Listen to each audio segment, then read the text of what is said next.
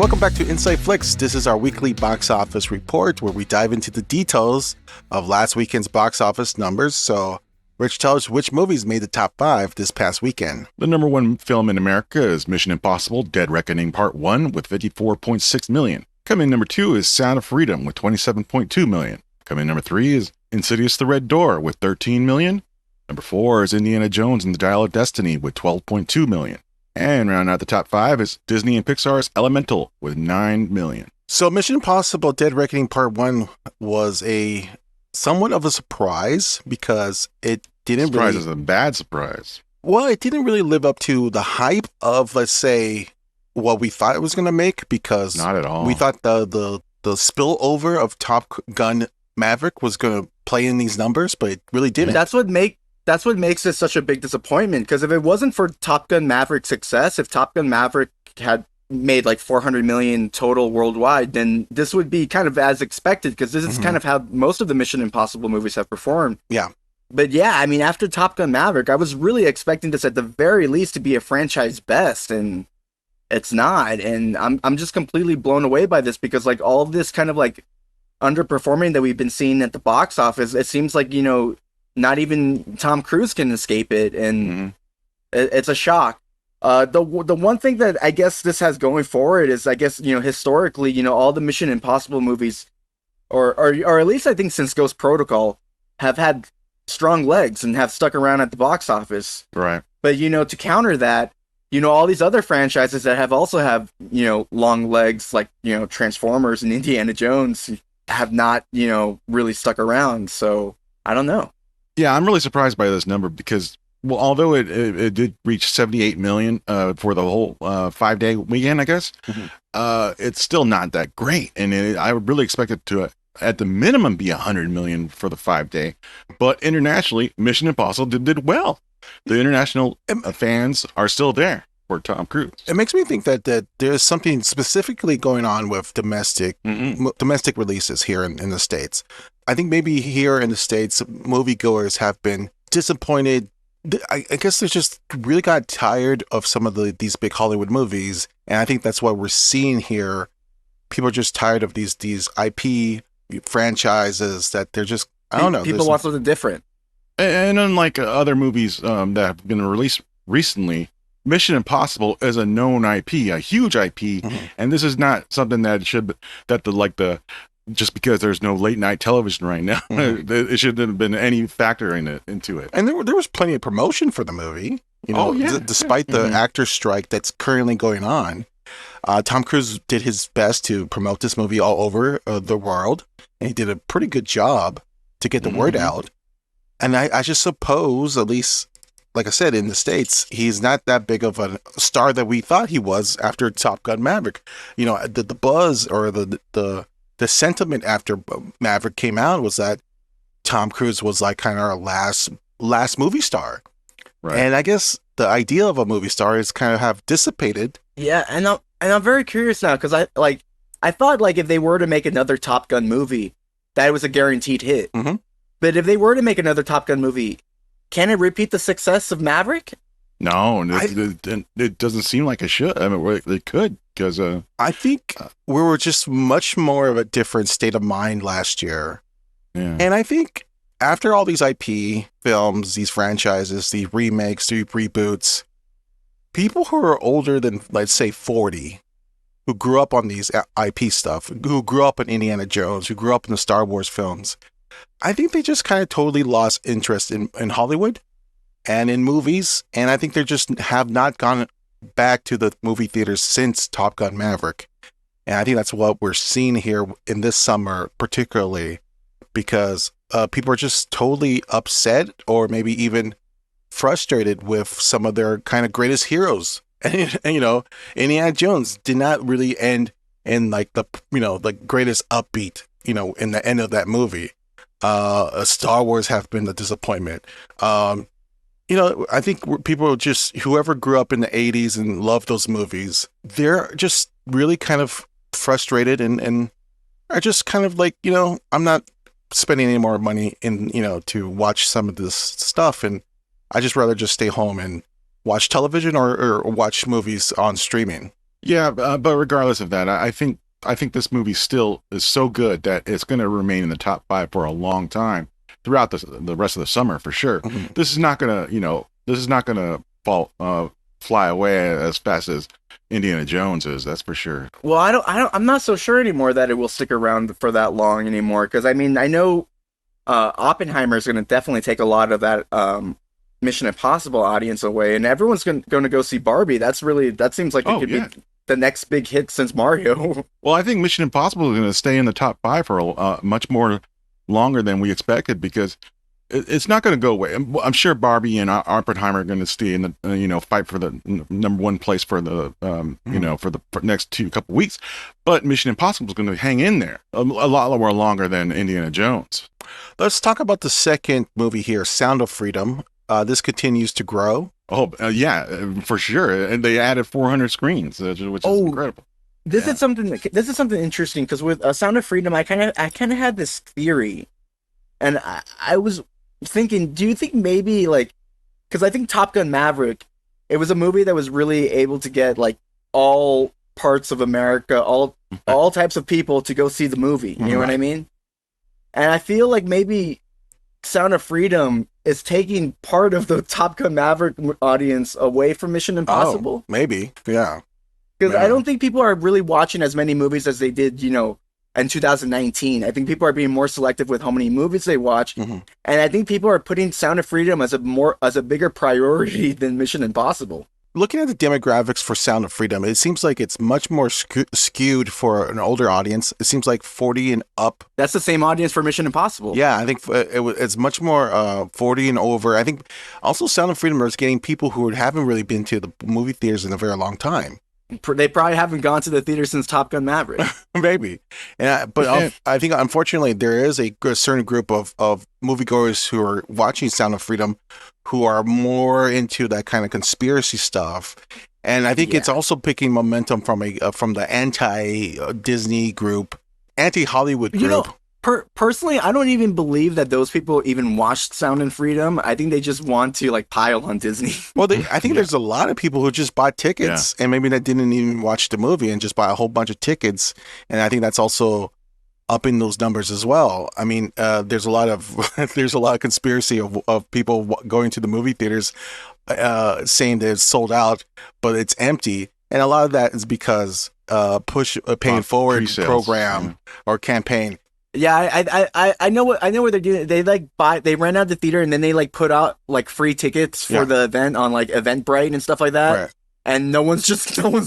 No one's going. But I want to say that's not to say that no one's watching this movie. I think there's a lot of people who are watching this movie, but also I think it has become more of a movement about anti-Hollywood than anything else, or at least a certain group are seeing this as an anti-Hollywood movie, and they're not really going because they like the movie itself, right? So, well, it made such of a mark in the industry that it actually reached the regular news sources, or they regular news programs, right, got interested in it, and then that helps the promotion of the movie. Exactly. Wow. So now let's talk about the number 1 film of last weekend, which is now number 3, Insidious: The Red Door, making only 13 million, dropping 60%.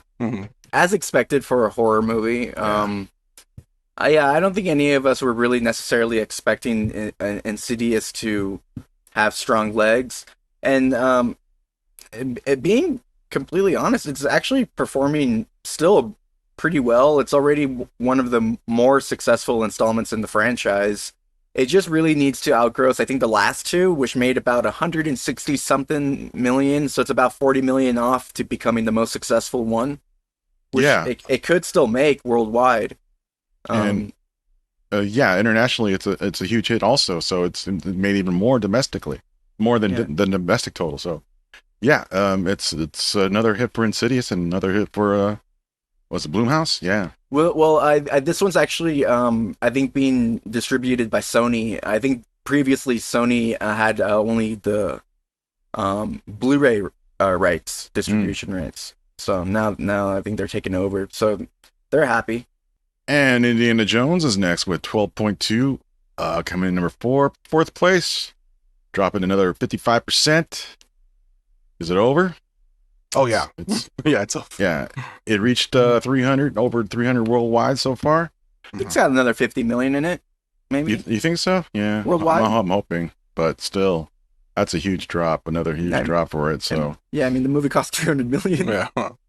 yeah, Yeah, it's a really kind of sad final farewell to, well, not just Indiana Jones, but also Harrison Ford. And even though I didn't particularly like the movie, I did like Harrison Ford's performance in the film, and I just wish that it could have been a much better send off. But yeah, that's how it. I still liked it more than the last one though. Yeah, Harrison Ford did not have a good month this month. I mean, just this movie and not being nominated for the sure nomination for Shrinking, right? Getting snubbed at the Emmys, right. But he still has, I don't know what does he have? He still has season 2 to look forward to.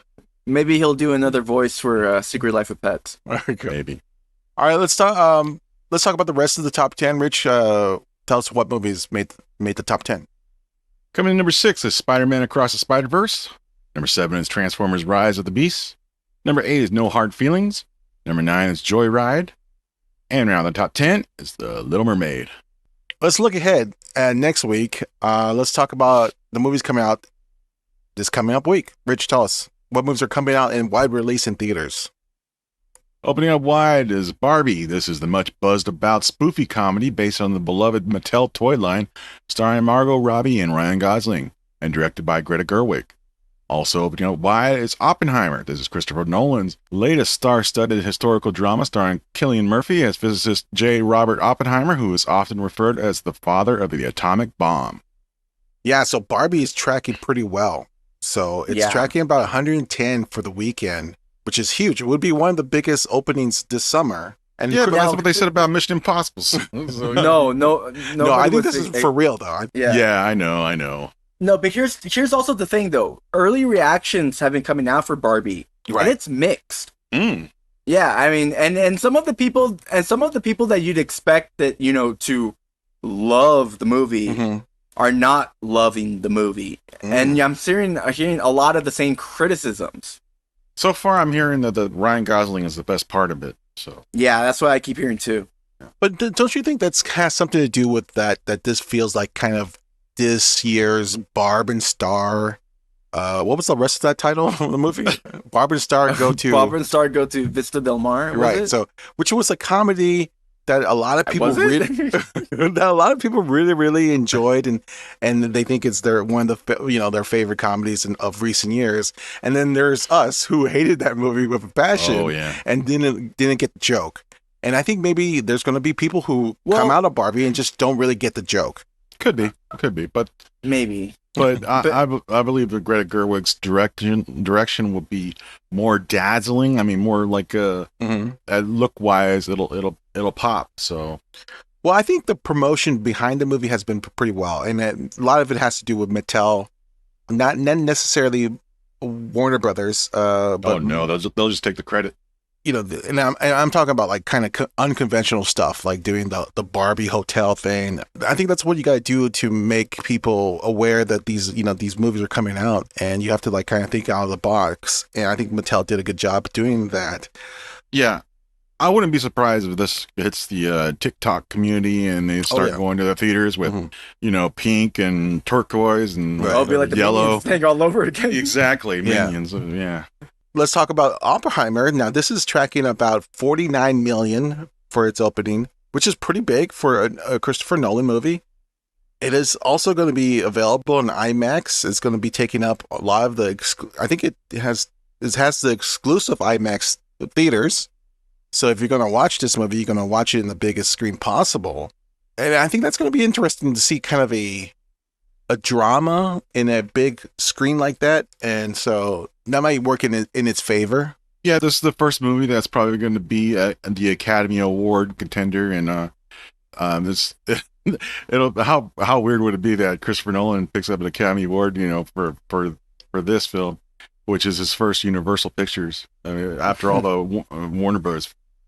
After his long history with Warner Brothers, and it's so interesting that Barbie comes out in the same weak as Oppenheimer as the kind of a complete FU to Christopher Nolan or something. I don't know. Maybe I'm thinking too much into it, but I was thinking the same thing, honestly. I think a lot of people are thinking that. I think Oppenheimer is going to be a hit, man. I don't know if it's going to necessarily have strong legs. I don't know about, how movies are going to perform out in the long run right now, because it's kind of crazy times right now. Yeah. But I think Oppenheimer is going to open like Christopher Nolan's other movies. Interstellar opened to about 47 million and Dunkirk opened to 50 million. I think Oppenheimer is just going to be slightly below that. I think it's probably going to open to like 45 million. And I think throughout the week it's going to be very successful. I just don't know, like, once we start getting more new releases and stuff, how it's going to continue to perform, because I don't know, man. Just, all these movies just have not have the legs that we were expecting them to have, and it might end up being more front-loaded than some of Christopher Nolan's more successful films. Well, let's move on to limited release. Rich, tell us what movies are coming out in limited release. Opening up on limited is Cobweb. This is the new supernatural thriller that stars Lizzie Kaplan, Anthony Starr, and Woody Norman as a family in trouble. Also opening up in limited is Fear the Night. This is the new home invasion action thriller that stars Maggie Q as an ex-soldier fighting back when a bachelorette party goes awry. Also opening up unlimited is The Beanie Bubble. This is the new based on the true story 1990s dramedy that stars Zach Galifianakis as the mogul behind the Beanie Babies empire. Elizabeth Banks, Sarah Snook, and Geraldine Viswanathan also star. The film will be released in select theaters this Friday before premiering exclusively on Apple TV Plus next week on July 28th. Well, speaking of streaming, tell us what's coming out on streaming this weekend. Streaming on Netflix is They Call Tyrone. This is the new darkly comedy, pulpy mystery thriller that stars John Boyega, Teyonah Parris, and Jamie Foxx. Also streaming this time on Max, Superpowered, the DC Story. This is the new 3-part documentary that takes an unprecedented look at the enduring and influential legacy of DC Comics. It premieres Thursday, July 20th. All right, there you have it with limited and streaming. We should add that this is going to be our final box office report for a while. We're going to take a break. We're not going to be doing box office reports for a time being. We're going to be waiting to see how the SAG strike pans out and see how well or how long this is going to last, because I don't know. I find it very strange to talk about some of these movies when there's a strike, when there's a actors and a writer strike, and I feel like that the next couple of weeks is going to be pretty tough. People are going to pick sides. People are going to draw some lines, and I don't feel like being a part of that. So let's take a break for now. And we'll come back after everything's settled. I'm hoping it'll be a quick negotiation. I'm sure it's going to be a tough couple of weeks, but and maybe even a couple months. But hopefully it's sooner than later. But yeah, we'll just take a break for now. All right, so that's it for this episode of our weekly box office report. Like we said, we'll be back when everything settles down. And we'll hopefully it's much sooner than later. Until then, keep your feet on the ground and keep reaching for the stars. Okay, there you go. All right, bye everyone.